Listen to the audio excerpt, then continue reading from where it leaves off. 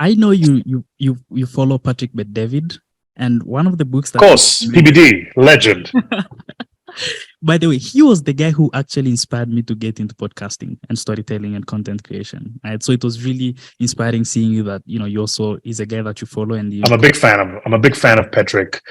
I've been following him for years. I remember from when I first saw his ad where he was talking about how he started selling insurance from house to house, knocking on people's doors. And then at the end of the ad, you see him get in this Ferrari 458 and drive out. When I was in Miami last year on tour in November, and I got to share the stage with Tia Claire Toomey, who was the fittest human being in the world. She's won the CrossFit more than any other human being in the history of CrossFit.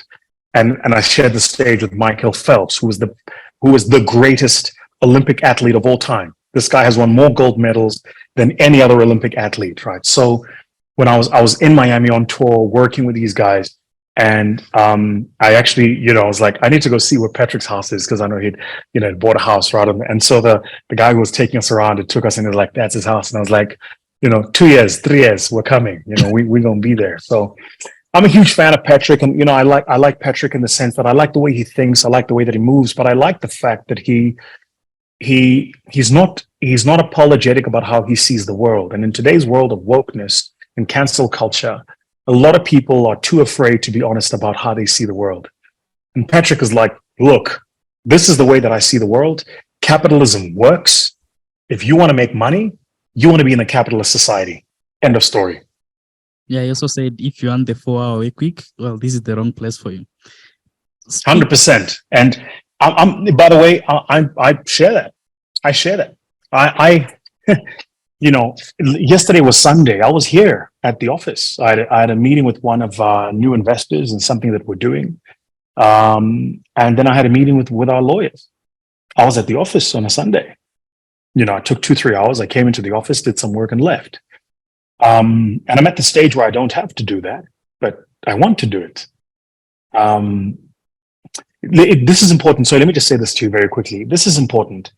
One of the truths you have to tell yourself when you're an entrepreneur starting a business is, what is your truest intent?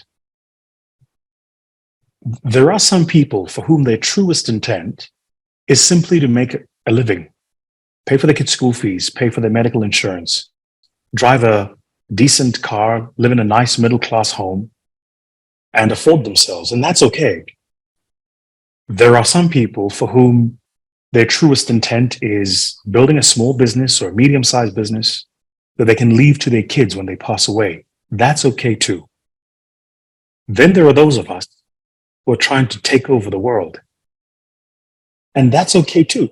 It's the people who went, why would Elon Musk risk his time, reputation, and money buying a social media platform that isn't profitable, who the number of users on which he cannot verify, and create for himself the additional headache of having one more business to run when he's the wealthiest man in the world? Why would he do this?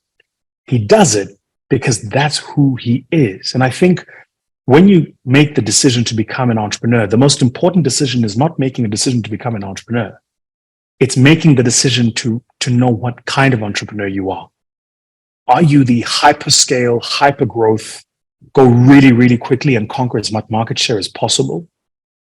Or are you the lifestyle entrepreneur that builds a decent business, lives a good life, and has the opportunity to go to their kids' prize giving? Which of these are you? And live according to that. And neither one is better than the other. They're just different. And they're all right. Nobody's wrong. And they are all right. And that's the point. That's what I was saying about Patrick, right? Like, that's the point. The point is, people need to learn that just because you and I are not the same doesn't mean you're wrong. We can both be right. We're just not the same, right? Like, we're both right. We're just not the same. So when people go, it's not healthy to work 6 days a week, get the fuck out of here. Get the fuck out of here with that shit. You think Goldman and Sachs built Goldman and Sachs by working a 4-day work week? Get the fuck out of here. It's like, come on. You think Adrian Gore built Discovery working a 4-hour work week? You think Whitey Basson built ShopRite working a 4-hour work week? No. You think Uncle James built Equity Bank working a 4-hour work week? No. That ain't how the shit works. So You don't get to call how I live toxic just because you can't keep up, right? Let's be clear.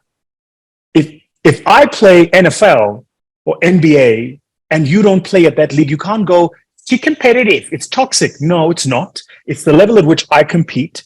You're allowed to watch, and you don't have to comment to try to denigrate people.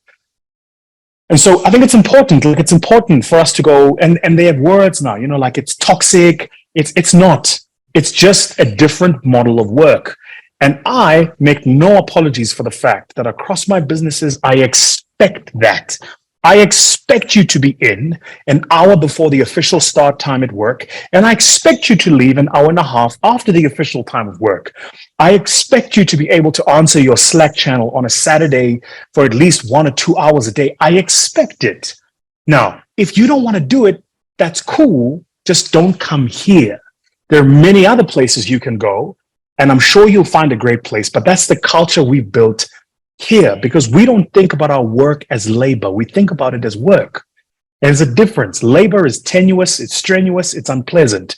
We don't think about our work as labor. It's a passion of love. We enjoy what we do. And so, we're not sitting here counting how many hours we're doing it. That's not how we work. So yeah, man, that's how I feel about that. Most of the times the entrepreneurs who become successful are the ones who enjoy the process, right? And nowadays it's becoming hard because most of the times people go like, you know what? People can't work for 10 or 12 hours a day. People can't respond to messages on a weekend. It's like, it's fine, right? But you can go do that elsewhere, not here. And I think it's the same thing that also Elon did when... Let me also just say one more thing. Like, life is also about phases. Like, I went through a phase last year. I was exhausted. There was a time last year I was exhausted. And for 3 months, there was a lot of noise in my head. I was distracted. I couldn't concentrate. You know what white noise is? You remember those days when you had like the old TV, the television, and it wouldn't catch the signal? It had like that shh. Yeah, I just had a lot of white noise in my head. Yeah. Like, I had a lot of white noise in my head. And it doesn't matter what you're trying to do. If there's white noise in your head, you can't think, right? And so I had to take a decision then to just take a step back and just reevaluate. So there's certain businesses I'm not involved in anymore. Certain directorships I used to hold that I don't hold anymore. Like, I've really just trimmed my life and simplified my life. And Michael, who's one of my best friends, helped me work through this process. Like, why are you talking to these people? Why are you in this company? Why are you on that board? Why are you? And making the decision quite deliberately to get out of things. Best decision ever. But the point is that there are stages. There are stages where you want to be going 120%. And then there's stages where you're like, I'm a bit tired. I need to catch my breath. But knowing where you are, the only thing I object to is people who think that their way is the only way. That's not true. And speaking about stages, one of the things that surprises me most of the times is if an entrepreneur becomes successful, they'll go ahead and say, you know what? Well, you need to sleep for 8 hours, right? You need to have a work-life balance. And these are the things that I think I should have done during that time.